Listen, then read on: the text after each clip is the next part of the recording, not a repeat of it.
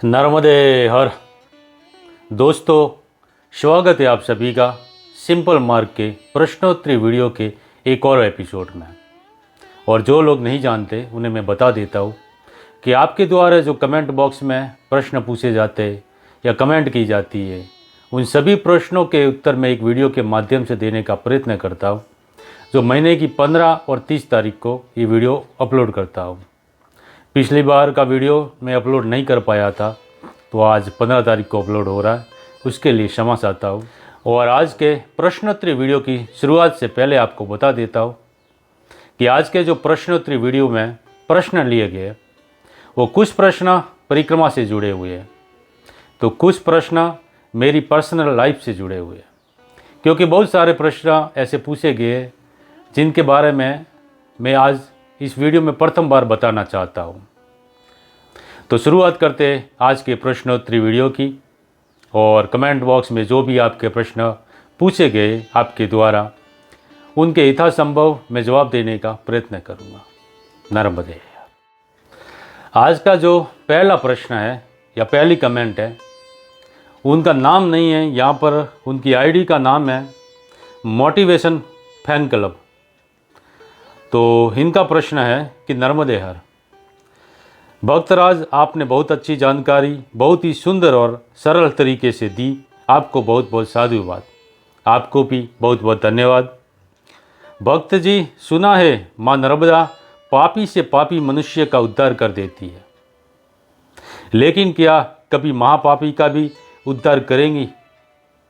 कृपया कुछ रास्ता बताइए, क्योंकि मैं महापापी हूँ, मेरा उद्धार कैसे होगा?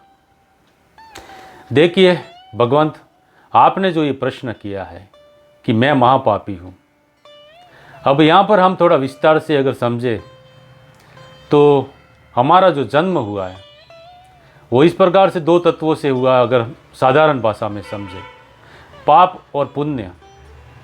पाप और पुण्य हम दोनों लेकर आते, दो ऐसे हमारे जो कर्म है वो हम इस जन्म में लेकर आते। कोई पूरी तरह से पुण्यशाली नहीं होता है और कोई पूरी तरह से महापापी नहीं होता है। महापापी से महापापी में भी कुछ अंश उसके पुण्य कर्मों का होता है या सत्कर्मों का होता है या सत्व गुणों का होता है। यहाँ पर गुणवत्ता कम ज़्यादा में मापी जाती है। किसी में पाप ज़्यादा होता है, कोई पाप कर्म ज़्यादा लेकर आता है, कोई पुण्य कर्म ज़्यादा लेकर आता है। तो आप में ये विचार आया अपने उद्धार का, तो समझिए वहीं से आपके पाप कटने शुरू हो गए। और माँ नर्मदा एक साधना, मैं जैसे कि कई वीडियो में बता चुका हूँ कि माँ नर्मदा की जो परिक्रमा है वो आध्यात्मिक परिक्रमा है, आध्यात्मिक यात्रा है। और इसके बारे में शायद अगले आने वाले वीडियो में विस्तार से बात करेंगे, क्योंकि मैं बताना चाहता हूँ कई बार धार्मिकता और आध्यात्मिकता, धार्मिक यात्रा और आध्यात्मिक यात्रा के बारे में मैं विस्तार से वीडियो बनाना चाहता हूँ, मगर थोड़ा समय का अभाव भी है। और दूसरी बात कि इतने में आपके इतने सारे प्रश्न आ जाते तो उनके जवाब भी देना ज़रूरी होता है, और इसीलिए नहीं बना पाता हूँ। मगर यथासंभव मैं प्रयत्न करूँगा कि आने वाला वीडियो विस्तार से आध्यात्मिकता के ऊपर बनाऊँ। और रही आपकी बात, तो माँ नर्मदा का जो किनारा है वहाँ पर अनेक सिद्ध मुनियों ने, ऋषि मुनियों ने, साधु संतों ने तपस्या की है। और कहा जाता है कि हम परिक्रमा करते या माँ नर्मदा की जो लौकिक दुनिया है उसके अलावा भी एक अलग दुनिया है, अलौकिक दुनिया है, जहाँ पर कई ऋषि मुनि या अभी भी तपस्यारत है। तो ये एक आध्यात्मिक एरिया है, और यहाँ पर आकर हम अगर अपनी आध्यात्मिक यात्रा को आगे बढ़ाते हैं तो ज़रूर माँ नर्मदा उसमें हमारे आगे बढ़ाने में प्रयत्न करती है। तो माँ नर्मदा की परिक्रमा ऐसी बात नहीं है, अगर परिक्रमा नहीं कर पाते फिर भी आप माँ नर्मदा के सानिध्य में रहकर भी अगर अपनी साधना करते तो जरूर उद्धार किसी का भी होना अनिवार्य है। अगला प्रश्न है श्री पवन कुमार जी का।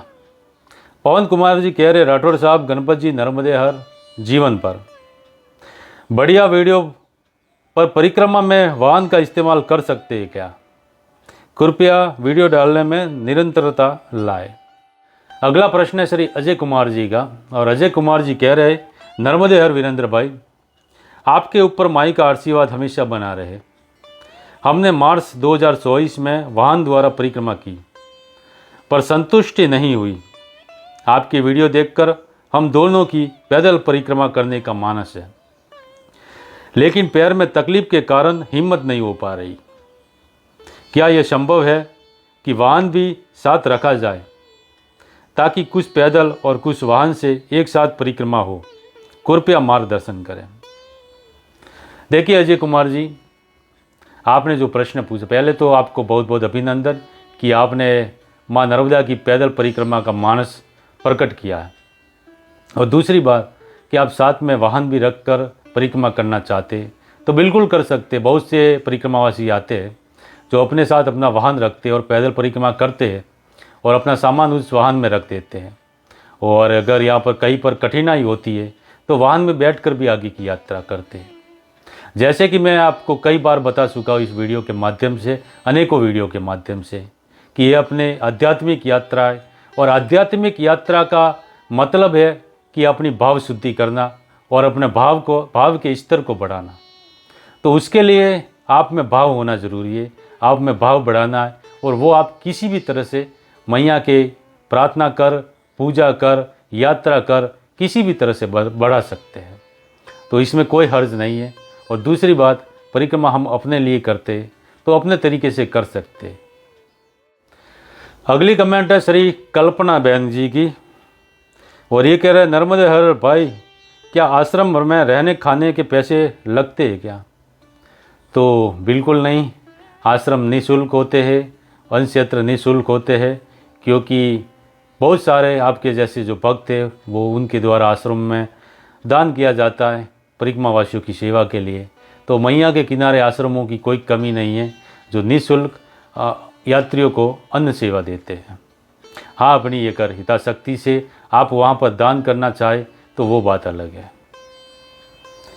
अगली कमेंट है श्री प्रवीण जी की। श्री प्रवीण जी कहते हैं, नर्मदे हर, मैं राजकोट से हूँ और 66 वर्ष इनकी उम्र है, और ये कह रहे हैं कि मैं कहाँ से शुरू परिक्रमा करनी चाहिए मुझे और कब अच्छा रहेगा? तो देखिए, करने को आप कहीं से भी कर सकते हैं। फिर भी आप अगर नए सिरे से करते हो तो आप मेरे राय से ओमकारेश्वर से करेंगे तो उत्तम रहेगा। और कब की बात बोलो तो दशहरा के बाद, दशहरा से परिक्रमा की शुरुआत हो जाती है, तो दशहरा के बाद आप अपनी अनुकूलता से कभी भी परिक्रमा की शुरुआत कर सकते हैं। और उत्तम समय की बात कर रहे हैं तो मेरे हिसाब से नवंबर दिसंबर सही समय रहेगा परिक्रमा की शुरुआत के लिए। अगली कमेंट है श्री मदन लाल जी की। मदन लाल जी कह रहे हैं कि हर हर नर्मदे, वीरेंद्र भाई जी, मुझे एक पैर में लकवा है और फिर भी मैं थोड़ा थोड़ा चल सकता हूँ। मुझे बताइए, क्या मैं किनारे से किसी आश्रम में रहकर मैया की पूजा कर सकता हूँ? प्लीज़ कोई आश्रम बताइए। देखिए मदन लाल जी, मैं कई बार वीडियो में बता चुका हूँ कि ऐसे किसी आश्रम के बारे में मेरे लिए बताना संभव नहीं होगा, क्योंकि हर किसी के लिए किसी आश्रम में एक जैसा अनुभव नहीं रहता है। किसी के लिए किसी आश्रम में अच्छा अनुभव नहीं रहता है, वहीं पर हमारे लिए अच्छा हो जाता है। और जहाँ हमारे लिए अच्छा होता है वह आने वाले किसी परिक्रमावासी के लिए अच्छा नहीं रहता है। तो ये कहना थोड़ा मेरे लिए मुश्किल है। आप अपने हिसाब से कई आश्रमों में मैया के किनारे जो आश्रम है वहाँ जाकर पूछ कर वहाँ रह सकते हैं और मैया के किनारे रहकर पूजा पाठ जो भी आपको करना कर सकते हैं। अगला प्रश्न है श्री किरण ठाकरे जी का। किरण ठाकरे जी कह रहे, परिक्रमा के बीच में कार में कैसे बैठ गए? एक प्रश्न और है इन्हीं भाई साहब का, उन्हीं के साथ आपको भी जवाब दे देता हूँ। ऐसा ही कोई प्रश्न है श्री विजय रघुवंशी जी का, और इनका कमेंट व्हाट्सएप पे आया था, तो प्रश्न तो मैंने उन्हें व्हाट्सएप पे भी जवाब भी दे दिया था, फिर भी वीडियो के माध्यम से आप सभी को जवाब दे देता हूँ। और ये प्रश्न आया है, हम दामनोद से महेश्वर तक आए, तो हमारे जो मित्र थे अशोक जी, उनके साथ उनकी गाड़ी में आए थे, तो इसी वीडियो के सिलसिले में ये प्रश्न आया। तो रघुवंशी कह रहे, नर्मदे हर, भगवान बुरा न मानेगा, सिर्फ जिज्ञासावश प्रश्न है कि दामनोद से महेश्वर तक की वाहन से यात्रा पैदल परिक्रमा को प्रभावित करती है कि नहीं, कृपया अवगत कराएं। मैंने इनको प्रश्न जवाब भी दिया था और वो जवाब क्या दिया था वो भी बता देता हूँ। ऐसा है भगवान कि अगर कोई भी जीवात्मा कुछ भी कार्य की विशेष फल की कामना को लेकर एक संकल्प के साथ अगर करता है और वो संकल्प खंडित होता है तो मानसिक रूप से उस कार्य के प्रति उसकी धारणा प्रभावित हो सकती है। वही अगर वही कार्य कोई हमारी तरह सिर्फ मनोशांति या भाव शुद्धि के आशय से करता है तो कुछ फर्क नहीं पड़ता, ऐसा मेरा मानना है। और देखिए, हम कोई संकल्प लेकर कोई पुण्य प्राप्ति के लिए या किसी विशेष सिद्धि के लिए या किसी कामना के हिसाब से परिक्रमा नहीं कर रहे हैं। हम हमारी मनोशांति के लिए, अपनी भाव शुद्धि के लिए मैया के तट पर जितना समय दे पाते उतना देकर अपनी साधना फलीभूत करने का प्रयत्न कर रहे हैं, तो मुझे कोई दिक्कत नहीं है। अगली कमेंट है श्री कमल सोनी जी की। कमल सोनी जी कह रहे, वीरेंद्र जी नर्मदे हर, मेरा प्रश्न ये है कि नर्मदा मैया के तट से कितने दूर से करने का नियम है? परिक्रमा कितने मैया के तट से कितने किलोमीटर दूर करने का नियम है? कृपया जानकारी देने का कष्ट करें। देखिए कमल सोनी जी, अभी यात्रा जब पूर्व में होती थी वो मैया के तट से होती थी, क्योंकि तट से रास्ते थे। उस समय पे ना तो बांध बने हुए थे, ना पक्के रास्ते थे, और इसीलिए ना रास्तों की जानकारी थी। तो जो भी साधु संत भगवंत यात्रा करते थे वो किनारे से करते थे। अभी बहुत सारे से रास्ते बन गए, तो अपनी अपनी मर्जी के हिसाब से, अपनी अपनी मतलब अनुकूलता के हिसाब से लोग रास्ता चुनते हैं। और जो ग्रामीण होते हैं उन्हें भी किनारे के रास्ते का पता नहीं होता, या फिर वो चाहते हैं कि यात्री कई रास्ते कठिनाइयों में ना फंस जाए, कहीं भटक ना जाए, कि कीचड़ में फंस ना जाए, तो वो रास्ते बताते रहते, तो सड़क मार्ग लोग लेते हैं।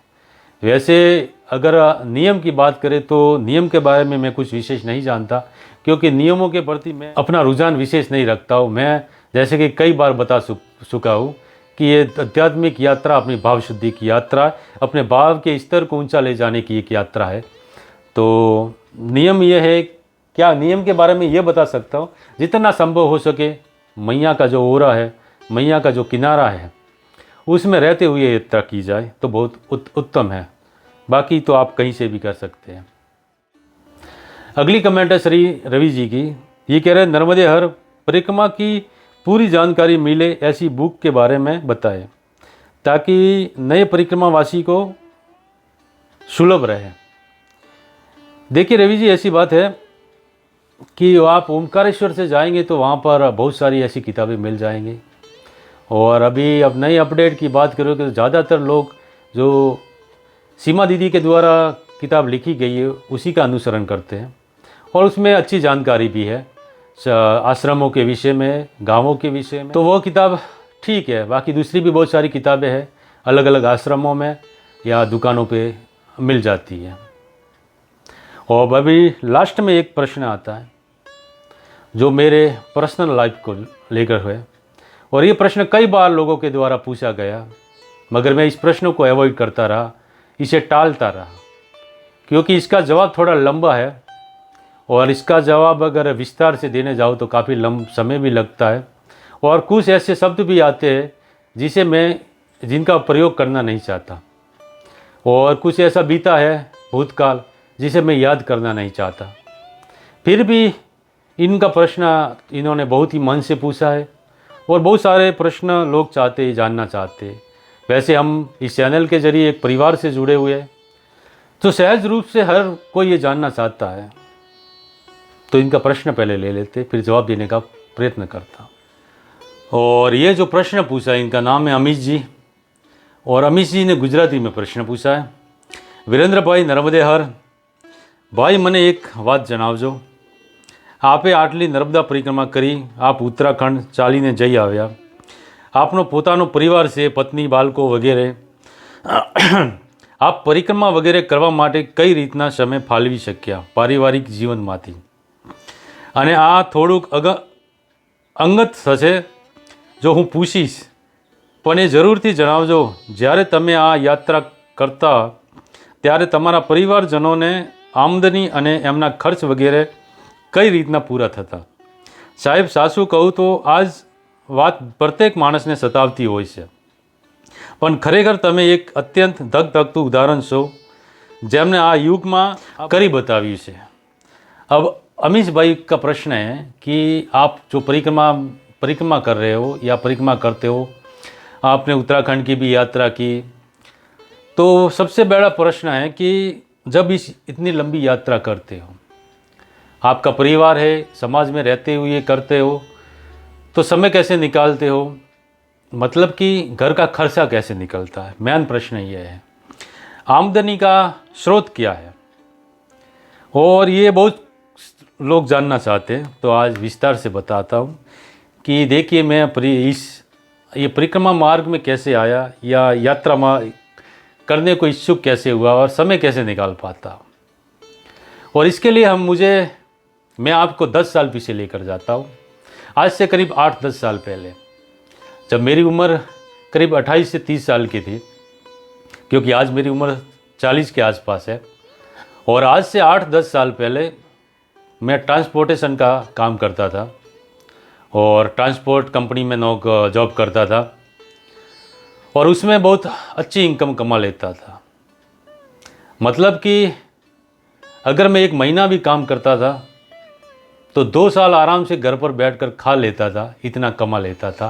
ये एक आपको एवरेज बताता हूँ, और बहुत अच्छी लाइफ चल रही थी मेरी, बहुत अच्छे से जी रहे थे उसी समय। अब पहले बता देता हूँ कि इंसान भक्ति के मार्ग पर 3 कारणों से जुड़ता है, और भक्ति 3 प्रकार की होती है। सबसे पहला जो स्तर होता है वो भाव की भक्ति होती है, मतलब भाव से जो उत्पन्न होती है, प्रकट होती है। दूसरी भक्ति भय के कारण होती है, और तीसरी भक्ति स्वार्थ के कारण होती है। अपनी स्वार्थ सिद्धि के लिए जो भक्ति करते हैं, मतलब जैसे कि भगवान जी ये काम हो जाएगा तो मैं इतने उपवास करूँगा, मैं आपको इतनी दान दक्षिणा दूंगा, वो स्वार्थ वाली भक्ति होगी। या किसी कामना हेतु हम कोई मंत्र जाप करते, कुछ भी करते, वो स्वार्थ वाली भक्ति होगी। दूसरी भक्ति भाव भक्ति, जो भाव से हमारे अंदर भाव उत्पन्न होता है और ईश्वर के प्रति हमारा आकर्षण बढ़ता है और अध्यात्म की तरफ हमारा झुकाव बढ़ता है, ये होगी भाव भक्ति। और जो 20 वाली भक्ति होती है दूसरे स्तर की, वो होती है भय की भक्ति। और भय वाली भक्ति को दूसरे स्तर की इसलिए कहते हैं क्योंकि भय भी आसानी से उत्पन्न नहीं होता या ऐसे ही उत्पन्न नहीं होता। गीता में भगवान श्री कृष्ण ने अर्जुन से कहा है कि तेरे और मेरे कई जन्म हो गए, तुझे याद नहीं, मुझे याद है। इसी प्रकार हमारे इस सृष्टि में कई हमारे जन्म हो चुके हैं, और हर जन्म में इंसान अपने इष्ट की पूजा अर्चना करता है। वही जो इष्ट हमारा प्रत्येक जन्म में हम भूल जाते हैं, मगर उस इष्ट को पता रहता है। और जब हम मार्ग भटकते हैं, हम गलत मार्ग पर जाते हैं, तो वही इष्ट भय उत्पन्न करके हमें भक्ति के मार्ग पर लाता है। और कुछ ऐसा ही मेरे साथ हुआ था। पैसे मैं बहुत कमा रहा था, मगर अगर अभी बताओ, उस समय मुझे पता नहीं था या मेरा मन मानने को तैयार नहीं था, क्योंकि मैं नास्तिक था। मैं ईश्वर के प्रति आस्था नहीं रखता था। मैं कभी किसी मंदिर में नहीं जाता था और ना ही मानता था। मैं तर्क के ऊपर सभी को तोलता था, और इनकम भी अच्छी आ रही थी, तो उसी हवा में उड़ रहे थे।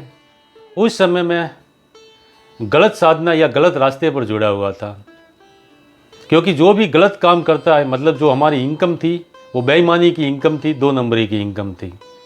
और जो बेईमानी का काम करता 2 नंबरी का करता है, वो तंत्र साधना की तरफ उसका झुकाव ज़्यादा रहता है। और मुझे भी शक्ति उपासना में विशेष रुचि थी, और बात बात में थोड़े थोड़े काम करने के लिए हम उस शक्ति के प्रति मन्नतें रखते थे कि ये काम हो जाएंगे, ये डील हो जाएंगे तो मैं बकरे की बलि दूंगा, मुर्गे की बलि दूंगा, और ये क्रम चलता ही रहता था। हफ्ते में 2-3 बार यही क्रम बलि प्रथा शुरू रहती थी, और उसके जरिए पाप के सागर में मतलब डूबते जा रहे थे। उसी समय इष्ट की कृपा हुई, और मुझे एक ऐसी बीमारी हुई जिसका नाम नहीं लेना चाहता, जो भी है, लाइलाज बीमारी थी। और बहुत इलाज करवाया, बहुत मन्नतें की, मगर उसमें सुधार नहीं हो रहा था। उसी समय अंतर मन में यह एहसास हुआ कि जो हम कर रहे, मतलब कि डर इतना उत्पन्न हुआ, पता चल गया कि अब मेरी मृत्यु निश्चित है या नज़दीक है। और उसी डर से भक्ति प्रकट हुई और झुका हुआ इस अध्यात्म की तरफ। बहुत से मंदिरों में जहाँ मंदिर दिखा, जहाँ कोई देव दिखा, जहाँ शक्ति दिखी, वहाँ पर मन्नतें रखता था। बड़े से बड़े डॉक्टरों को दिखाया मगर कोई उपचार नहीं था। और इसी तरह घूमते घूमते एक बार मैं श्री रंग अवधूत महाराज के मंदिर पहुँचा। और वहाँ पहुँचने पर ऐसा लगा कि यही मंजिल है मेरी, यही मेरा केंद्र बिंदु है भक्ति का। मन को एकदम से शांति हुई और वहाँ मन्नत रखी, इस बीमारी से मेरा अगर छुटकारा हो गया तो मैं एक नया जीवन जीऊँगा और जो मेरा जन्म हुआ जिसे पाने के लिए, उसे पाने का प्रयत्न करूँगा। और उसी मन्नत के साथ मैं घर आया, सोया और सुबह जैसे उठा मेरी वो बीमारी बिल्कुल नष्ट हो गई थी। उसी दिन से मेरा झुकाव अध्यात्म की तरफ, भक्ति की तरफ हुआ। मगर सिर्फ भक्ति से पेट नहीं भरता है, काम भी करना पड़ता है। और उसी दिन से, उससे पहले ही मैंने जब बीमारी ठीक होने भगवान के मंदिर पहुंचा, तब मैंने ये मनोमन तय कर लिया था कि ये जो काम है इसे मैं छोड़ दूंगा, जो बेईमानी का काम है। इनकम बहुत ही अच्छी थी, छोड़ना इतना आसान नहीं था। फिर भी दृढ़ निश्चय के साथ मैंने और मेरी वाइफ ने नक्की किया, तय किया कि ये बेईमानी की कमाई हम नहीं खाएंगे, और वो काम छोड़ दिया। अच्छी खासी एक जमा पूंजी भी थी जिसको बैंक में रख कर हम ब्याज से गुजारा कर सकते थे। मगर मन हमारा नहीं माना और हमने तय किया कि अगर इसी से खाना तो ये तो पाप की कमाई ही है, और दूसरा कोई स्रोत भी नहीं था। फिर भी हमने ऐसा नहीं, ये सही, मैंने इसीलिए पहले बोला था कि ऐसे शब्दों का प्रयोग करना पड़ सकता है जिसे मैं नहीं करना चाहता। वो जमा पूंजी जो भी थी उसको हमने एक हॉस्पिटल है वहाँ पर दान कर दिया, सेवा के लिए, जो ट्रस्ट के द्वारा संचालित है। और फिर मैंने नौकरी ढूंढना शुरू किया जो ईमानदारी से परिपूर्ण हो और ईमानदारी का पैसा मिलता हो, एक रुपया जिसमें बेईमानी का ना मिलता हो, ऐसा काम ढूंढने का प्रयास किया। मगर इतना संभव नहीं है। फिर भी हमारे गांव में एक प्लास्टिक की फैक्ट्री थी, वहाँ पर मेरी नौकरी लग गई। हेल्पर के तरीके पर नौकरी की मैंने, क्योंकि मैं ज़्यादा पढ़ा लिखा तो हूँ नहीं, 12वीं तक पढ़ा, और 12वीं तक पढ़ने वाले को ऑफिस की नौकरी तो मिलती नहीं है। और जो मैं पहले काम कर रहा था उसके मुकाबले ये बहुत शून्य पर था और सैलरी भी बहुत ही कम थी। फिर भी मैंने तय किया, जो भी मैंने और मेरे परिवार ने ये तय कर लिया, मिर्ची रोटी खाएंगे मगर ईमानदारी से जो भी मिलेगा उससे अपना गुजारा करेंगे। नौकरी की, हेल्पर की। फिर धीरे धीरे जिस मशीन पर काम कर रहा था वो मशीन सीख लिया और 1-1.5 महीने में मैं ऑपरेटर बन गया। थोड़ा सा आगे बढ़ा और सैलरी भी बढ़ी, और इसी तरह बढ़ते बढ़ते 2-3 महीने के बाद मैं सुपरवाइज़र बना। क्वालिटी सुपरवाइज़र की नौकरी मैंने लगभग 5 से 6 महीने तक की। उसके बाद कंपनी के मैनेजमेंट ने और कंपनी के मालिक ने मेरी उनके साथ अच्छा मेरे बर्ताव देखो या मेरा काम देखो, जो भी हो, उन्होंने मेरी प्रगति की और मुझे स्टाफ में ले गए और मुझे HR डिपार्टमेंट में उन्होंने मेरी नियुक्ति की। और वहीं से फिर से दिक्कत शुरू हुई, और दिक्कत ये थी कि उन्होंने मुझे ऐसा काम दिया जो मैं करना नहीं चाहता था। मुझे काम कुछ नहीं दिया, मुझे ये काम दिया गया कि जो कंपनी में नौकरी करते, जो काम ठीक से नहीं करते और जो रात को सो जाते या ऑन ड्यूटी, उनको अगर उनके फ़ोटो खींचकर ग्रुप में डालने और उन पर पेनल्टी लगाना। शुरुआत में मैंने ये काम किया, मगर फिर मेरा मन नहीं माना, और इसी प्रकार से ये कलश से मैंने सेठ को भी बोला कि ये काम मुझे पसंद नहीं, और मुझे या तो फिर दूसरा काम दीजिए या फिर सुपरवाइज़र बना रहने दीजिए। तब सेठ ने कहा कि जो कंपनी के मैनेजमेंट जो काम देता है वही करना पड़ेगा, आप अपनी मर्ज़ी से काम को चुन नहीं सकते हैं। और इसी तरह से मैंने फिर वो नौकरी भी छोड़ दी। उसमें भी सैलरी अच्छी थी, मगर छोड़ना ज़रूरी था क्योंकि मन नहीं मान रहा था। उसके बाद कुछ बिजनेस किए, मगर कोरोना की वजह से वो भी ठप हो गए। और एक समय ऐसा आया कि घर में आर्थिक लेवल में बहुत तंगी आने लगी, घर में बहुत तंगी आने लगी और आर्थिक स्तर पर मैं बहुत टूट चुका था। फिर मैंने अपने प्रभु से फिर से प्रार्थना की कि ऐसा ना हो कि मजबूरी में मैं कई गलत मार्ग पर चला जाऊँ। और फिर ऐसा संजोग बना, कोरोना के बाद राजस्थान में मेरा घर था, वो घर हमने बेच दिया और उससे कुछ अच्छे पैसे मिले। उन पैसों से यहाँ पर आकर इन्वेस्ट किया, प्रॉपर्टी खरीदी, 1-2 प्रॉपर्टी खरीदी, उसमें अच्छा मुझे मुनाफा मिला। और उन पैसों को एफडी में रख कर उनका ब्याज इतना आसानी से इतना आ जाता है कि मेरा घर गुजारा चल रहा है और मुझे कोई दिक्कत नहीं है। अभी भी कुछ प्रॉपर्टी मिल जाती है, मैं खरीद लेता और मुनाफा आने पर बेच देता, यही मेरा काम है। और बहुत से लोग ये सोचते हैं कि यूट्यूब के ज़रिए अगर मेरा घर गुजारा चल रहा है, बहुत से लोग ऐसे ताने भी मारते हैं। कुछ हमारे सब्सक्राइबर है तो बात में ताने मारते हैं कि कमाने के लिए या पैसे कमाने के लिए, धंधा करने के लिए यूट्यूब चला रहे हो। ऐसा नहीं है, उनको मैं बता देता हूँ कि यूट्यूब के ज़रिए जो इनकम कमाते, पैसा कमाते, वो बड़े यूट्यूबर होते, लाखों में उनके व्यूज आते, उनको कुछ पैसे मिलते हैं। इस तरह 2-3 हज़ार जो व्यूज आते हैं उससे कुछ नहीं होता है। 6-7 महीने में एक पेमेंट आता है जो करीब 8,000 के आसपास होता है। उनसे जो ये वीडियो अपलोड करता है उनका खर्च भी नहीं होता है। तो ऐसी बात नहीं है। और इस जो कुछ कहानी थी मेरी, ये बता दी संक्षिप्त में। और इसी के साथ आज के वीडियो को विराम देते हैं। मिलते हैं नेक्स्ट वीडियो में, तब तक के लिए धन्यवाद। नर्मदे।